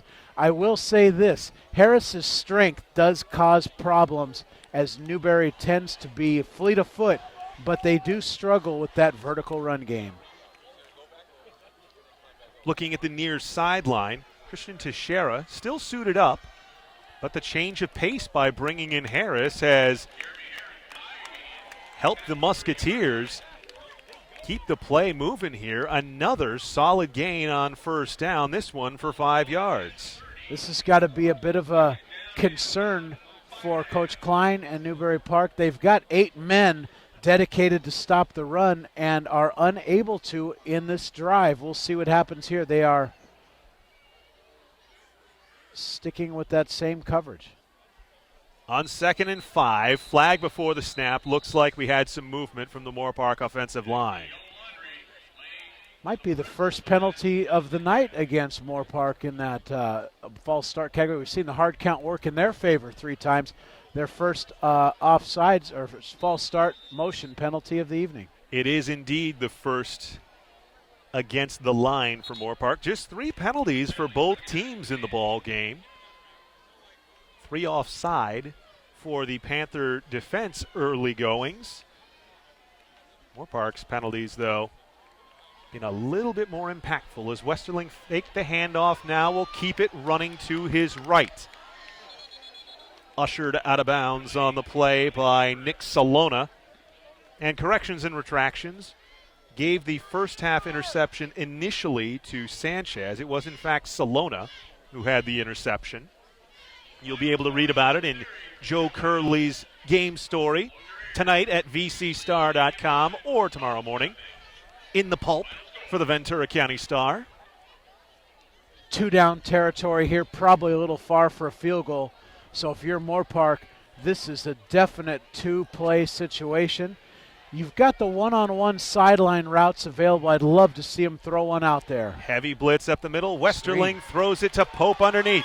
Pope stretches to the near sideline, dances inside the 20, and takes it inside the 15. The middle jailbreak screen, you don't see it as much in the high school game anymore, but it was very, very effective there against that Panther blitz. Newbury known to bring that pressure on 3rd down, and a great counter from the Musketeers. 51 yards passing unofficially off the bench for Westerling. First down at the 13-yard line for Moorpark. Harris up the middle, wrapped up immediately and wrestled down by the Newbury fronts. And a late flag comes in from the far sideline. So as we approach the final minute of the 3rd quarter, a dead ball personal foul against the Panthers will give Moorpark a first down and goal to go situation. Well, this is very, very, very bad news for Newbury Park. That was definitely an unnecessary penalty. Now bringing the ball into the red zone to the 6-yard line, 1st and goal, Hawk. Remember what you said, Will? Get it inside 2 scores. That's right. Heading into the 4th quarter, and it's anybody's ball game. Coach Lynn's been around a long time. He knows how to coach from behind. You can't try to get it all back in one play, and you can see Moorpark staying within themselves in their game plan with the run game, mixing in the short pass, not taking too many chances short of that 1 interception downfield. Started as a head coach at the high school level at just 27 years of age at Crespi Carmelite High School. You can see, certainly, no fear in Lynn's coaching as Westerling on the play fake throws to the end zone, and it's intercepted by Newbury Park. Nick Salona, his 2nd pick of the game. But a flag comes in late. Yeah, we'll see. This will probably be after the interception. You have to wonder on first down, not sticking with the run game there. That was a critical series for Moorpark. Dead ball taunting against Newbury Park. So it is the third interception hawked by the Panthers secondary. Second for Salona.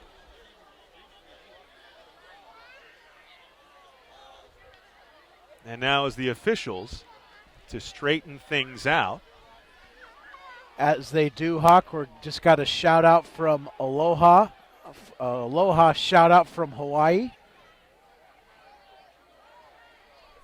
Vern Merrill, the longtime coach at Newbury Park, video coordinator. It's great to see this broadcast being viewed all over the world, literally. This is why we do what we do with the VCS Preps Game of the Week with the Ventura County Star, Aloha Vern. His Panthers currently with the 2-touchdown lead, 63 seconds to go in the third quarter. The Moorpark D needing to dial up some pressure and maybe create a big play to help their offense out of the last 2 turnovers. Turnovers have been the story here in this third quarter. As off the snap, the give is from Matlock. Had fly motion on the play from Noble as well. As Matlock able to get 2, maybe 3 on the carry.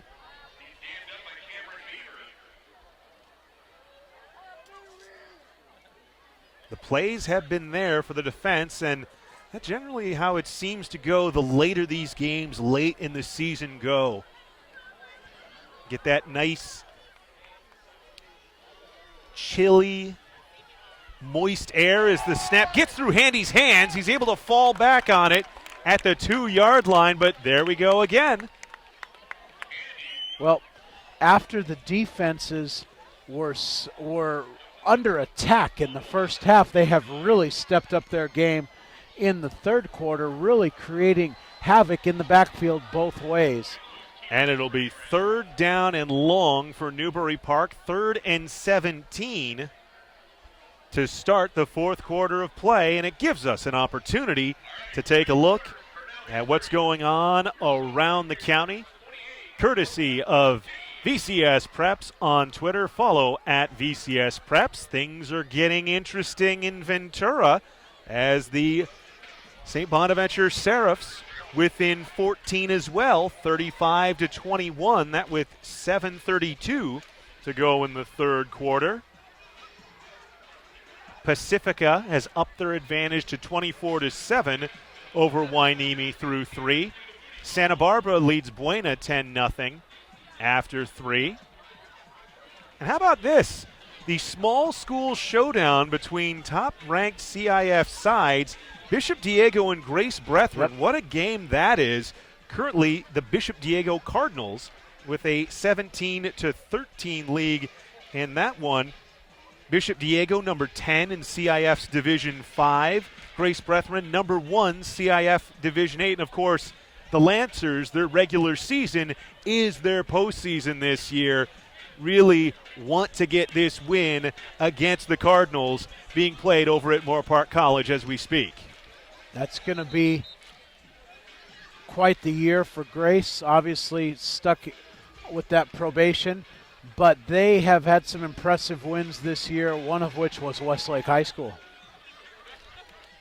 That matchup with Bishop Diego, two very well-coached teams over the years. So we start the fourth quarter with the Panthers backed up, facing a 3rd and long, and Handy throwing it up and getting a completion at the 30-yard line to Andrew Noble. So the Panthers able to get out of jail with a big 27-yard completion to one of their senior wide receivers. Noble in the crossing pattern was able to get behind that zone defense from Moorpark. Nice change up from the Panthers. So Noble now with 27 yards unofficially in the ball game. That toss and catch for Handy moves him over 200 yards in the game. Give him 213 unofficially as the handoff is for Matlock, and he springs free up the middle. It's a foot race at this point, and the Musketeers won't get him. Touchdown, Newbury Park. Ryan Matlock with the nice 69-yard touchdown run. Well, what we saw there, Hawk, was an all-out blitz from the Musketeer front. They were unable to make the play in the backfield, leaving a lot of green grass ahead for the Panthers. So, just as Oaks Christian needed one play to answer against St. Bonaventure, Charbonnet, an 80-yard run to make it 42-21 Oaks. Newbury able to put their lead up to 3 scores as Matlock does what he seems to do every game, Will, gets loose and breaks off a big one. That puts him at over 150 yards unofficially on the ground in the ball game on his second score of the evening. Well, defensively against Newbury Park, it's all about the allocation of resources, unfortunately. And with all the threats in the passing game, it's really hard to commit more than 6 guys to that run defense. And Matlock is a absolute stud when it comes to picking apart that 6-man front. Newbury Park now, with that touchdown, has put up more points than they have against Moorpark in any game since 2004. Phenomenal, an interesting stat. As Another long shout out here from Madrid, Spain. George Contreras listening in, the general himself. Sure seem to be hearing from a lot of Panther fans right now. I wonder why, as Longhetto adds his 5th extra point of the ball game.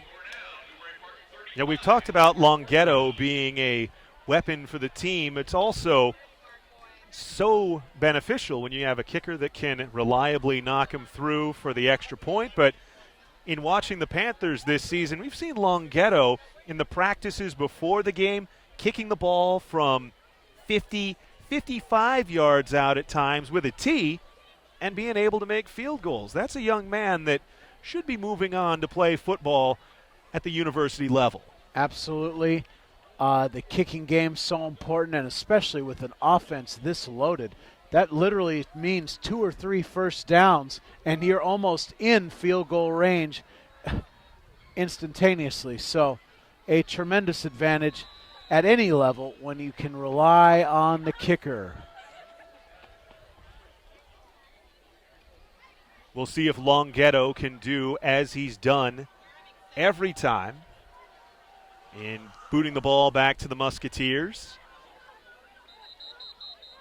Same old song and dance. Musketeers start at their own 20-yard line. And we've been giving a lot of love to the @VCS Twitter handle, and rightfully so, because it's the best way that you can keep up to date with all 13 of the high school football games going on around the county today. But if you prefer your social networking a little bit more snappy, then follow VCS Preps on Snapchat as well. You a big Snapchat guy, Will? I try to avoid it. I am not into the Snapchat world yet. It's enough to keep track of the other means of social media. The notifications, you got to stay on top of them.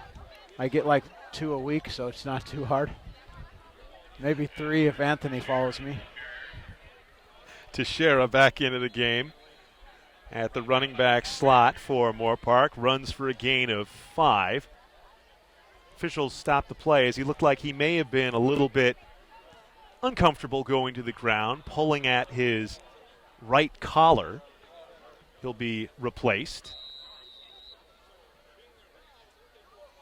Once again, it is Jeremy Harris who started the game at quarterback for Moorpark, but now lines up behind William Westerling, behind and to his left in the backfield before wide set, and taking the run up the middle, taking a man on and tumbling forward to the 29-yard line for a gain of 4 to set up 3rd and short. Harris has been excellent, keeping his feet churning tonight to get those extra yards. There will no doubt be 8 white jerseys surrounding the ball again on this 3rd down. Likely a run blitz as well up the middle. 3rd and 1 against a 3-down lineman set. Westerling is passing and completes it to Bentley Hanshaw along the near sideline, and he sachets out of bounds at the 33 with Tavis Valenzuela, his dance partner. Yeah, this is the story of the night, in my opinion. Hanshaw is one of the great targets in the county on any team, and they will need to get him involved from that tight end position if they're going to crack into this deficit. What a surprise. A team coached by a 2-time NAIA All-American at California Lutheran has a good tight end. Give is to Harris, and he's beyond the 35-yard line of the 36. Good for a gain of 3. Harris goes over 100 yards unofficially in the ball game.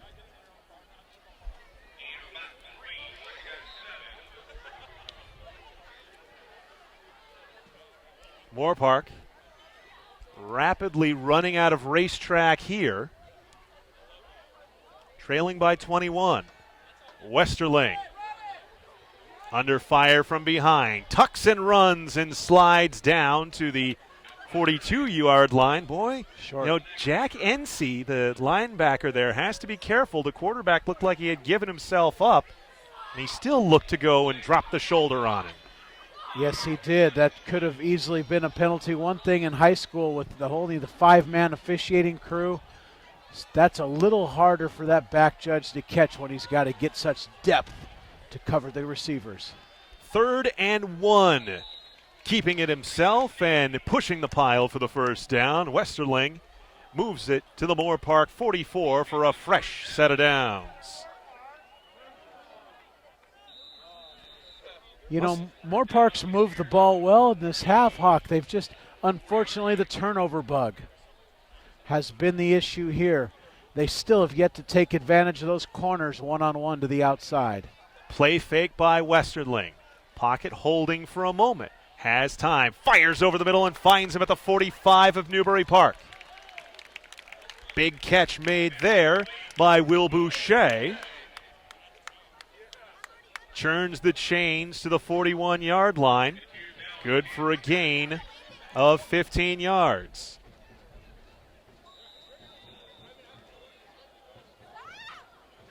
Boucher now with 4 grabs in the ball game, unofficially. Musketeers on the move, but a flag first.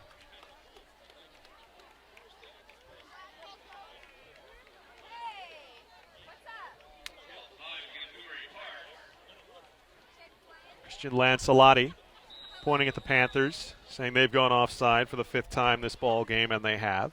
That hard count has been impressive. 1st down and 5.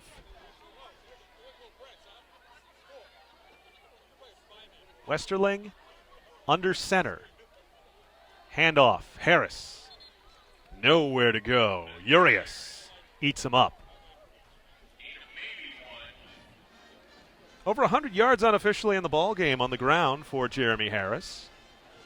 Have him at 102. He's had a nice night. Musketeers on the move again. Even more impressive considering that Harris started the game as a quarterback. That is true. Westerling to pass, slings it for Harris. Able to dance his way down to the 30-yard line. So now Harris has run for positive yardage, passed for positive yardage, and has a catch for positive yardage. He's a triple threat, number 3 in green. It's been a tremendous performance tonight from Harris. His team obviously shorthanded with all the injuries, as we've discussed previously. Panthers again in the 8-man front. Westerling in the shotgun. With the spot. Pressure comes. 3 white shirts chasing him. He's able to string it to the near sideline and slide away from Luke Smith and make it a positive gain down to around the 20-yard line. Give him 9 on the fleet-footed pocket escape. It's interesting, the middle linebacker, Cole Peterson, number 44 for Newbury, he had a spy responsibility that play on Westerling, but was just a drop short of making that play in the backfield. The Panthers are doing everything they can to slow this Musketeer attack. 2nd down, 1 to go. Westerling with time. Throws over the middle into coverage, and it's intercepted.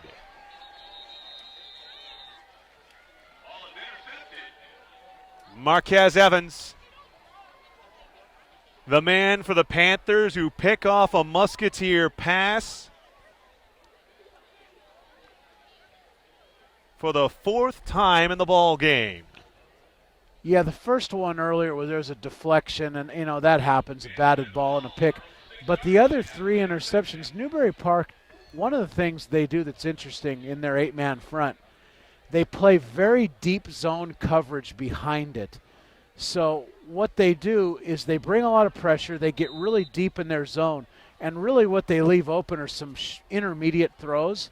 And thus far, Moorpark has not been able to take advantage of those curl out-breaking patterns on a consistent basis, because that is really what the Panthers are leaving open, not the deep ball.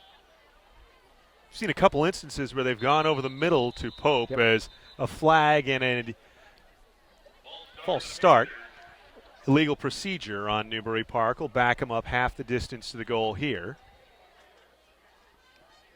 It's very challenging, Hawk, in high school football, especially with young quarterbacks, to stay consistent in taking those intermediate throws. It's always so tempting to go for the long ball. Especially when you have a receiving core like Moorpark does. Lancelotti has been a good target for them in the intermediate to deep game. Zane Pope, of course, Will Boucher. Bentley Hanshaw can even be used to stretch the field, working up the seam as well as on the run. Wrapped out of bounds is Josh Madison after getting a nice head of steam and taking it beyond the 10. Yeah, that Newbury D is actually, they went into that 3-man rush and then really dropped deep coverage, and it's been working out very nicely. Actually, a page out of the Moorpark defensive playbook that does a lot of the similar type concepts. Very close to breaking another one. Matlock counters to the right and takes it up to the 19-yard line for a fresh 1st down for the Panthers. Matlock has showed tremendous vision tonight. We've talked about his speed, but his toughness in this situation is noted as well. Basically running the ball out of his own end zone to get a little breathing room and the clock running, and they're staying in the unbalanced line.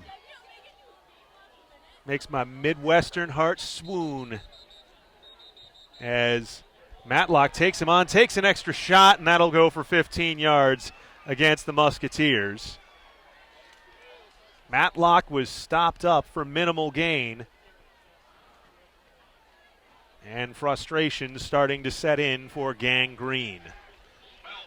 Musketeers have their defense has really been on the brink tonight of keeping them in the ball game. However, a costly penalty there. That's their second big 15-yard penalty of the half. The first, of course, being a personal foul roughing the passer penalty that wiped away what was an interception return for touchdown by Cameron Maina at that point. Would have made it, I believe, a 1-score game. It would have, and ever since then, it's just been a situation for Moorpark where they take 1 step forward and then 2 steps back with a couple very costly mistakes. So 1st down for Newbury at their own 36-yard line. More tough running from the Panther back Matlock.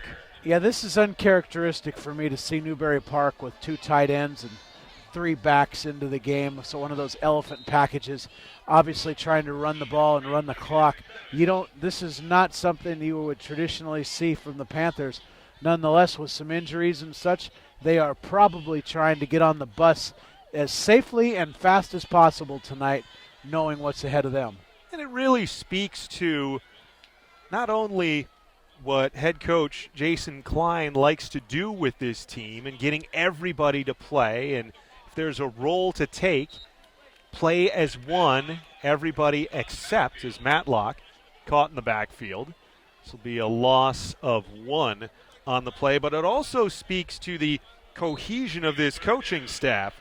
Klein was a coordinator for the Panthers for 6 years before ascending to the head coaching job this past summer, and one of the conditions on him accepting the job was keeping the entire stable of coordinators. Well, it's a good point that you make, because Coach Fabricas has been a staple here at Newbury Park for decades. Prior to being the head coach, many, many years under Coach Hurley as an assistant coach, Coach Smith, Scott Ellis, that whole group, they have been together here quite a long time at Newbury Park, and it shows based on the level of execution that we've seen tonight. Also, when you talk about Klein's ability to integrate with that Newbury Park family, they've very much been a family, but also having previously coached at Royal, at Thousand Oaks, it shows how with Newbury Park, as they've been able to continually raise their profile as a program, making it all the way to a CIF championship game back in 2013, ultimately falling on the road in dirty, muddy Paso Robles, that the Panthers, as you mentioned, Will, have always been ahead of the times, and it just seems like they seem to pick the right guys to come in to keep the ball rolling, so to speak. They've done a tremendous job of that over the years. It starts out really with the leadership at any school, where you're able to hire a great core of full-time faculty members that will be there for the long run. Not a tremendous amount of walk-ons over the years, although there's always some, but it's just that stable core at Newbury. And really, Coach Lynn's done the same thing here at Moorpark, as we spoke about earlier. Handoff is for the receiver, Brooks. Brooks has good speed, takes the wide receiver sweep to the left to the 45-yard line. Will set up a 3rd down and short. Check that. It's 4th down now. Looking And around 1 the to county. go. Looking around the county, Oaks Christian at 49, St. Bonaventure 28. The Lions have just been able to keep St. Bonaventure at an arm's reach, it seems, after getting that early multiple touchdown lead, much in the way that the Panthers have been able to do so. And boy, what a game it was between those two teams 2 weeks ago. 63-49, Oaks Christian getting the win. Corral and Rising put on an absolute show as this punt off the outside of the foot. It's probably about the first time all evening that the Panthers have had something go wrong in the kicking game. It has been on point in every other instance. It is. They had the Musketeers came with a nice pressure package there off of his right side, his kicking foot, and that caused a problem. But back to your point about that showdown we saw with Oaks and Newbury Park. Rising and Corral are two of the best quarterbacks I've seen in this county in a long time. It's a county noted for its quarterback play. You know, you think of so many of the quarterbacks that have gone on to play Division I football. You know, I think back to the quarterback at Newbury Park when I first moved out here from Michigan, Jordan Lasecla, ended up going on to play for San Jose State. Oh, no question. And there were the Cernak family. There were both brothers, Smith, Wayne Cook. Just Newbury Park in itself has 5 to 6 county Hall of Fame quarterbacks without even touching Borchard at Camarillo and the mid-'90s and all the guys from Westlake. Unbelievable amount of talent. Montana at Oaks, it's just an endless list. First down for the Musketeers in plus territory after the 12-yard run on first down by Westerling. Approaching 3 minutes to go here at Moorpark and creeping ever closer to a situation where after the Panthers, should they see through this win, be saying in the handshake lines to the Musketeers, hey, go catch Calabasas for us next week so we can all share this Camino League title. Yeah, Newbury at this point just trying to keep the train rolling in a positive direction. They are about to improve with another win here. They're to their 6th of the year. Is that correct? Would move to 6-3 and 1-1 in league play as Westerling scampering once again, takes on the man and takes the ball beyond the sticks for the first down as Solona, 2 picks for him in the ball game, and gets the push-out tackle there as Musketeers look like they've moved the chains again, unless there's a penalty flag here, which I don't see. No. Just shy of the first down marker.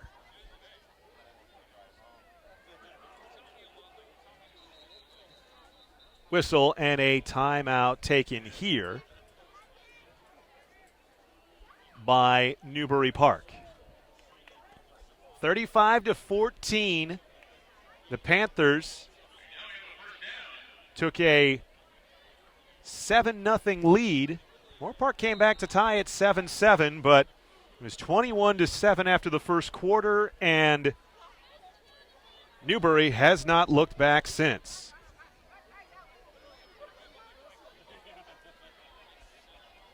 It was indeed a first down on the play as Westerling's pass, throwing underneath, looking for Boucher.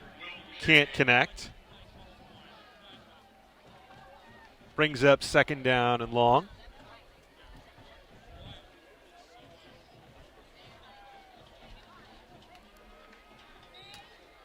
Moorpark still working hard to put one last drive together to finish this game on a positive note moving into next week. Football fans in the city of Moorpark coming into this weekend knew that they had to worry about an all-out aerial assault as on second down and 10, Westerling will be brought down in the backfield from behind. Maybe got a gain of 1 on the play as Takic there to bring him down from behind, but you have the spread him out offense of Newbury Park, and you have the newly Oregon State committed Jake Luton of Ventura College, who will be facing Moorpark College tomorrow in the Citrus Cup. There will be no shortage of plays run in that game. The Pirates try to snap the ball close to 90 to 100 times if they had it their way. Handoff on the inside, and a nice run there down to the 25-yard line. First carry of the game. The Raiders, much improved this year at Moorpark. Should be an excellent game tomorrow night. And you want to talk about contrasting styles. It's very much in the way that this game sort of sets up. Ventura, much like the Panthers, spread it out, pass it. Moorpark likes to use their big, bruising sophomore running back, Isaiah Johnson. As the pass completed at the 20-yard line. I believe that's Boucher making the grab for 4 yards. So we wind down under a minute. Panthers, again, with the substitutions, making sure that everybody gets their reps tonight, which is nice to see. 7 o'clock start, I do believe, tomorrow night at the VC Sportsplex for the Citrus Cup. It's one of the 7, I should say. 6 o'clock start, yes. As the pass is intercepted again by the Newbury Park defense, and it's Madison this time that joins the pick party for the Panthers. Check that, Valenzuela, number 2, not number 3. 5th interception of the ball game, and William Westerling's stat line is going to show 4 interceptions at the end of the game today, but I'm not sure that's necessarily a fair gauge of how he's played this evening. No, a really gutty performance from Westerling. He has worked incredibly hard. He's also had some reps at safety. He's been all over the field. Unfortunate the interceptions, but things he can learn from moving forward if he's got to continue in this role. Panthers appear to be in the victory formation. And so they introduce a little anarchy to the Camino League Championship picture, much in the way that Royal has done the same in the Canyon League, knocking off the number 6 team in CIF Division 11 Oak Park. The Highlanders a 33-27 win. Now all of a sudden, that Agora Oak Park game becomes for a shared league title if Oak Park can get the win next week in a rivalry showdown. This rivalry showdown, for the first time since 2005, tilts in the favor of the Newbury Park Panthers, a 35-14 final. Will Cowan, final thoughts as we see something that has not been seen in Newbury Park in over a decade. Well, the Panther defense tonight causing those turnovers with their blitz pressure out of their very aggressive and mobile eight-man front was really the story for me, what they were able to do to Moorpark. And then equally as important was the ability of Newbury Park, Handy, the sophomore quarterback, to distribute the ball, get them in and out of the right running plays. Really a tremendous job for Newbury Park. And if you're Moorpark, really a lot of bright spots to build upon moving forward. They have quite the challenge next week when they take on the Calabasas Coyotes. That game is at Calabasas. They'll be looking to prevent an undefeated season and secure a share of the Camino League Championship. Meanwhile, Newbury Park takes on a Thousand Oaks team that'll be looking to spoil and looking for their first league win in 2016. Newbury Park, for me, the story in the game, the turnovers. 5 interceptions picked up by the Panthers secondary, Salona with a pair. More importantly, they do not turn the ball over through the air, with Handy throwing 3 touchdowns in the game, just the 1 fumble, but they also get a 3-touchdown performance from Matlock, and check that, a 2-touchdown performance from Matlock, and it's the balance of the Panthers in both aspects, taking advantage of the athletes all over the field that put them in position in the first quarter. And from there, it was just riding the momentum and taking advantage of a defense that was all about challenging these junior quarterbacks for Moorpark and forcing mistakes. And let's not forget about the kicking game of the Panthers to really balance out that entire picture of the run, the pass, the defense, and the special teams. A special night for the Newbury Park Panthers as they pick up their first victory over Moorpark since 2005. It is the 6th win of the season for the Panthers. They improve to 6-3, 1-1 in Camino League play. Moorpark sees their 6-game winning streak snapped. They're now 7-2 and 1-1 in league play. You can read about it all tonight online at vcspreps.com. VCStar.com. Follow the results from all around the county as they come in on Twitter at VCSPreps, or if you want to be snappy about it, follow on Snapchat as well. For our cameraman and technical director, Anthony Placencia, pleasure to work with you once again, my friend. And for my color commentator, the Admiral, Will Cowan, my name is Eric Evelhawk. It's been a pleasure filling in this weekend on the Ventura County Stars VCS Preps Game of the Week. Newbury Park picks up a win over a decade in the making against Moorpark. Your final tonight here from Moorpark High School, the Panthers 35 and the Musketeers 14. Thanks for watching and have a fantastic Friday evening. We'll be back with you for Week 10 under the lights next week on the VCS Preps Game of the Week. Good night from Moorpark.